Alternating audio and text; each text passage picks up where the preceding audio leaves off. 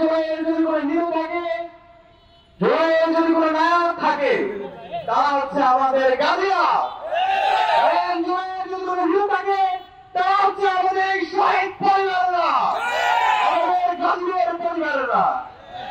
প্রিয় উপস্থিতি, গত 16 বছর পরে খুনি হাসিনা এবং তার দূষররা ভারতের প্রেসক্রিপশনের মাধ্যমে আমাদের শিক্ষা ব্যবস্থাকে ধ্বংস করেছে, আমাদের বিচার বিভাগকে ধ্বংস করেছে, আমাদের শাসন বিভাগকে ধ্বংস করেছে, আমাদের দেশের সংস্কৃতিকে ধ্বংস করেছে, আমাদের দেশের সকল প্রতিষ্ঠানগুলোকে ভেঙে চুরমার করে দিয়েছে, আমাদের আরো আমাদেরকে হত্যা করেছে। থেকে শুরু করে 5 জন সামলায় আমাদের হাজার হাজার আলেমের উন্নতদেরকে হত্যা করেছে। 5 জুলাই 26 জুলাই 2024 সালের জুলাই বিপ্লবের মাধ্যমে আমাদের শহীদদের আত্মত্যাগের মাধ্যমে আজকে আমরা নতুন বাংলাদেশ পেয়েছি। জুলাইয়ের পরে আমাদের স্বপ্ন ছিল একটি ইনসাফ ভিত্তিক বাংলাদেশ বিনির্মাণ করা, এবং এই জুলাইয়ে ফ্যাসিবাদের বিরুদ্ধে দীর্ঘদিন ধরে যারা লড়াই করেছে সেই সকল স্টেক হোল্ডারদেরকে সাথে নিয়ে একটি ঐক্যবদ্ধ বাংলাদেশ বিনির্মাণ করা।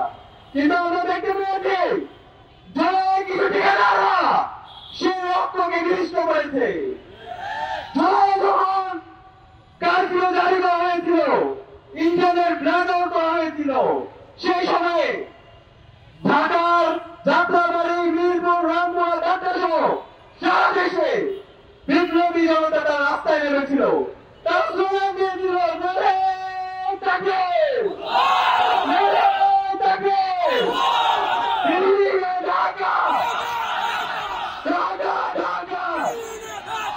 তারা দিল্লির দাদাগিরির বিরুদ্ধে এবং আল্লাহর সার্বভৌমত্বের পক্ষে তারা স্লোগান দিয়েছিল, আজাদির পক্ষে স্লোগান দিয়েছিল।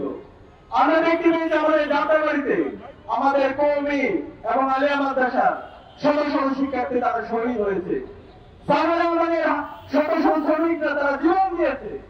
এবং 18 জুলাই যদি ঢাকা বিশ্ববিদ্যালয় যখন বন্ধ ঘোষণা করা হয়, আমাদের প্রাইভেট বিশ্ববিদ্যালয়ের ভাই বোনরা আবু সাঈদের মতো তাদের 2 হাতকে প্রসারিত করে তারা রাস্তায় নেমে তাদের জীবন দিয়েছিল, এবং শহরের মধ্যবিত্ত শ্রেণী এবং এজেন্টরা তারা রাস্তায় নেমে এই ফ্যাসিবাদের বিরুদ্ধে তারা তাদের জীবনকে উৎসর্গ করেছিল।